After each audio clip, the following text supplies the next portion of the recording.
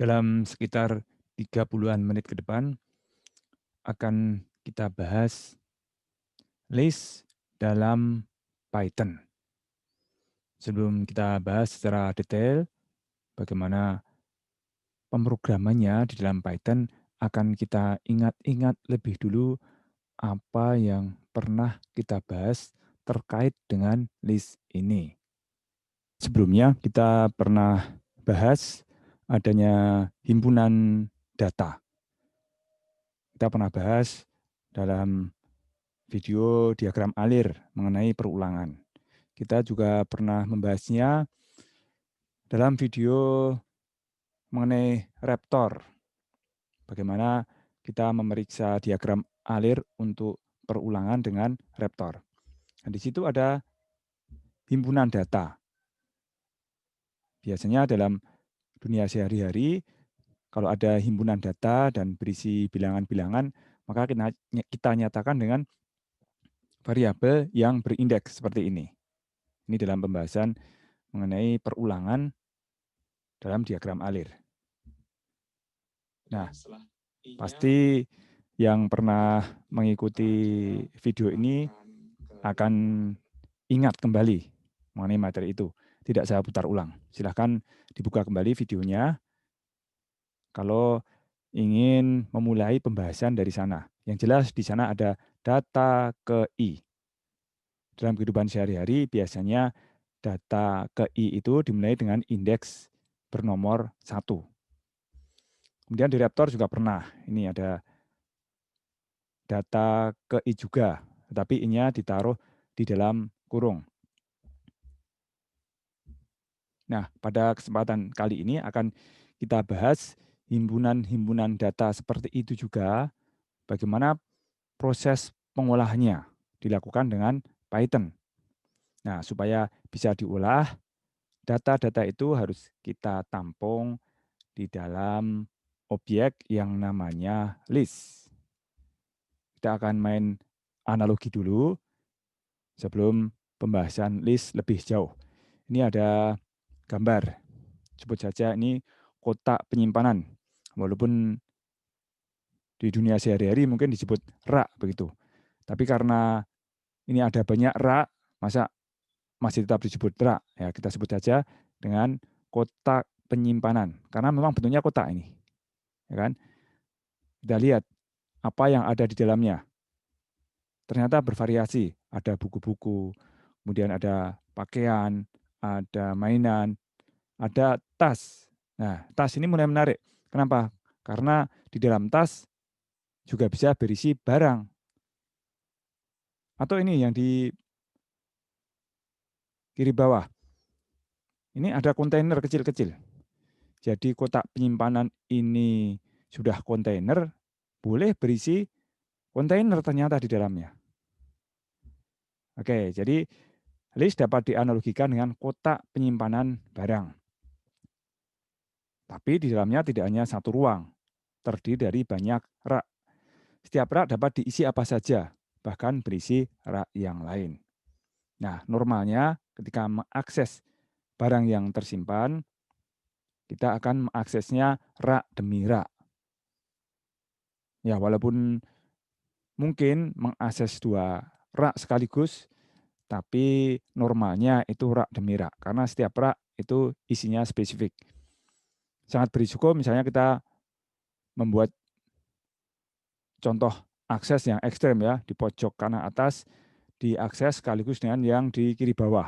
Ya, merasa yang di kiri bawah itu sudah tidak digunakan, ini kotak-kotaknya ini terus dibuang pakai kaki, yang di sana sambil ngambil buku.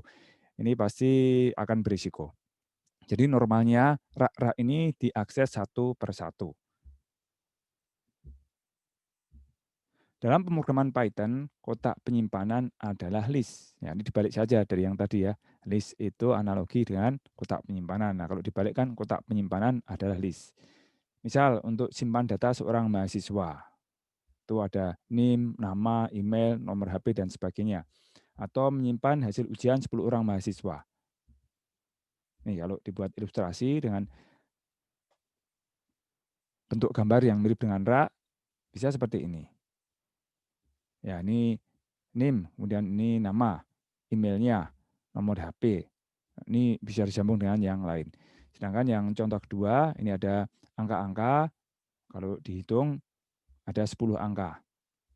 Ini adalah hasil ujian 10 orang mahasiswa. Jadi ini seragam tipenya, yaitu angka-angka yang menggambarkan hasil ujian. Sedangkan yang di atas ini bervariasi.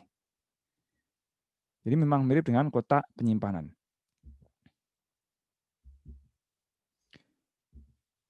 List merupakan sebuah kontainer untuk menyimpan beberapa data pada waktu yang bersamaan.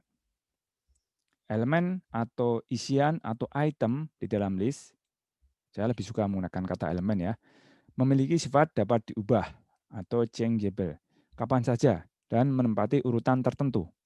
Ya, kita masih ingat kalau misalnya menitipkan barang di swalayan, di perpustakaan juga ya, atau di tempat bermain yang tidak boleh membawa tas ke dalam, itu biasanya ada penitipan barang. Nah, kita dikasih tiket. Dan di dalam rak-raknya itu sudah ada nomor urut yang sesuai dengan nomor yang ada di dalam tiket itu. Kita dapat tiket nomor 3, berarti di rak itu ada nomor 3. Kadang hanya tiket, tapi kadang kita juga diberi kuncinya sekaligus. Tapi pasti ada labelnya. Nah, label yang paling mudah adalah nomor. Demikian juga dengan elemen yang ada di dalam list. Hanya kalau di dalam list, sudah otomatis ya, seperti pembahasan di diagram alir atau di Raptor, urutan elemen-elemen dalam list disebut dengan indeks. Urutan dimulai dari 0 sebagai indeks pertama. Jadi kita bilang pertama itu bukan ke 1, tapi ke 0 kalau ditulis dengan strip, ke strip 0.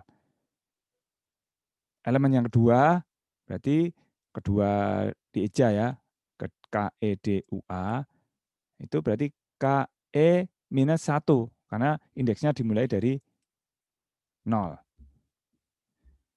Elemen list dapat dipanggil atau ditampilkan berdasarkan indeksnya. Ya, contohnya. Ini ada 4 rak. Ada 4 elemen berarti indeksnya mulai dari 0. Ke 0, ke 1, ke 2, ke 3. Cara saya menyebutkannya seperti itu biar membedakan dengan ke 1, ke 2, ke 3 dalam kehidupan sehari-hari. Jadi stripnya saya buat ada jeda sedikit panjang ke 0, ke 1 begitu. Jadi kalau kita ingin mengatakan Jim ini isi list pada elemen ke berapa, maka kita bilang Jim adalah isi elemen ke 1. Untuk mengakses list dapat menggunakan indeks elemen. Pengaksesan list dilakukan dengan menyebut nama list, kemudian diikuti dengan indeks yang diletakkan di antara kurung siko. Ya otomatis ya, seperti di Raptor itu. Misal, ini terdapat list bernama daftar. Jadi kalau mau mengakses James, maka kita sebutkan namanya yaitu daftar, dan posisi indeksnya ini kan 1. Daftar, satunya ditaruh di dalam kurung seperti ini.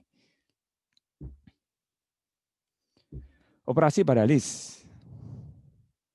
Ya, karena bentuknya program berarti harus ada keteraturan. Kalau di rak penitipan barang, di swalayan, di tempat bermain, atau di perpustakaan, kejadiannya acak. Karena orang mengambil atau orang menitipkan, itu terjadinya acak. Nah, ini dibuat yang teratur. Seperti apa penambahan elemen-elemen pada list. Itu disebut dengan operasi pada list. Ini bisa menambah di belakang 1, seperti ini ya. Dari 3 sebelumnya, kemudian ditambah 1 ya, di belakang. Ini ada data 66 masuk menjadi seperti ini. Kemudian kalau ditambah dengan beberapa data atau list yang lain juga bisa seperti ini. Ini ada 2, taruh di belakang. Akhirnya menjadi seperti ini. Juga bisa disisipkan data. Ini 66 menyisip di antara 75 dan 92. Mengganti elemen atau mengubah. 66 mengganti 75. Jadi 75-nya hilang, ditimpa oleh 66. Menghapus elemen terakhir. Ya, yang paling akhirnya dihapus. Menghapus elemen tertentu. Juga bisa dihapus elemen tertentu. Kita ingin mencari elemen nomor 80, dihilangkan gitu ya. Hilang. Ini yang terjadi di list. Bisa ya, tapi kalau kotak penyimpanan tidak bisa yang seperti ini. Menghapus list. Ini listnya benar-benar dihapus. Jadi hilang, musnah. Ibarat rak penyimpanan di bank begitu, dicuri. Jadi bukan hanya isinya, tapi raknya itu juga hilang. Nah, bedakan dengan yang ini. Mengosongkan atau menghapus semua elemen. Raknya masih ada. Di dalamnya aja yang diambil. Ilustrasinya juga jelas ini ya. Yang di sini tidak ada, tapi yang di sini masih ada listnya, hanya isinya yang kosong.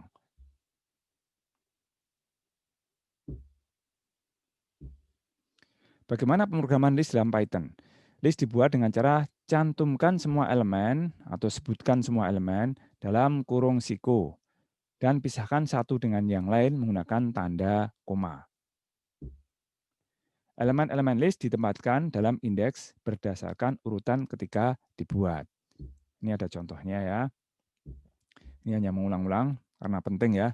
Dan ini memang kejadian biasanya adanya bug itu gara-gara terbawa urutan dalam kehidupan sehari-hari.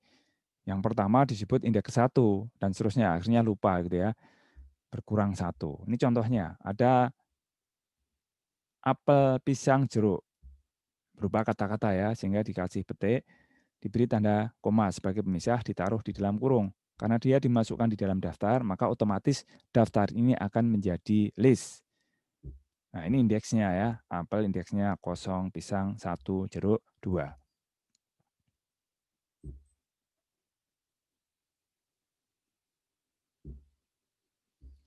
List berbeda dengan variabel yang sudah biasa digunakan. Kalau variabel diproses dengan operator, sedangkan list diolah dengan pemroses yang disebut dengan metode. Nilai dalam suatu elemen list dapat diproses menggunakan operator sebagaimana variabel. Misal elemen angka dapat diproses dengan operator matematika. Ya tentu saja bagaimana memproses isi elemen itu tergantung isinya. Kalau kita analoginya dengan memakan sesuatu, makan buah misalnya, bagaimana kita menguliti saja itu harus disesuaikan dengan buahnya. Kita makan jeruk dengan makan durian pasti beda. Demikian juga dengan list. Kalau isi listnya itu ternyata juga list atau list ada di dalam list yang lain, bisa kan tadi ada kontainer berisi kontainer, di dalam rak ada kontainer kecil, tentu saja kita tetap menggunakan metode. Contoh, ini ya contoh buat list. Daftarnya pertama kosong. Ya, ini nggak ada apa-apanya, nggak ada isinya. Kalau yang di sini daftarnya sudah berisi 1, 2, 3. Sedangkan yang di bawahnya lagi daftarnya itu berisi bermacam-macam elemen, ya kan? Ada yang angka, tapi bilangan bulat, ada yang angka desimal. Yang di tengah ini kata-kata, hello. Yang di bawahnya, nah ini dia ya, namanya nested list. Di dalam list ada list. Untuk memeriksa apakah suatu variabel termasuk list atau bukan dapat digunakan metode type. Ya, ini contohnya daftar. Nanti kalau kita periksa daftar itu list atau bukan, kita gunakan type daftar. Ini biasanya digunakan kalau program kita sudah panjang. Ini gara-gara dekat saja, maka efek penggunaan type jadi tidak begitu kelihatan.